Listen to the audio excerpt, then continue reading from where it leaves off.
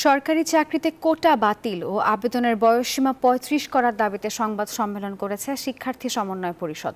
সকালে ঢাকা বিশ্ববিদ্যালয়ের কেন্দ্রীয় লাইব্রেরির সামনে সংবাদ সম্মেলন করে পরিষদের সদস্যরা।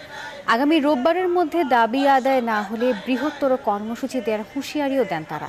সংবাদ সম্মেলনে আগামীকাল শনিবার রাজু ভাস্কর্যের পাদদেশে বৃহত্তর ছাত্র সমাবেশ করার ঘোষণাও দিয়েছেন শিক্ষার্থী সমন্বয় পরিষদ। ৩০-এর কোঠা এবং আমার চাকরিতে প্রবেশের বয়সীমা ৩০, এই দুটা জিনিস থেকে শিক্ষার্থীরা মুক্তি চাচ্ছে।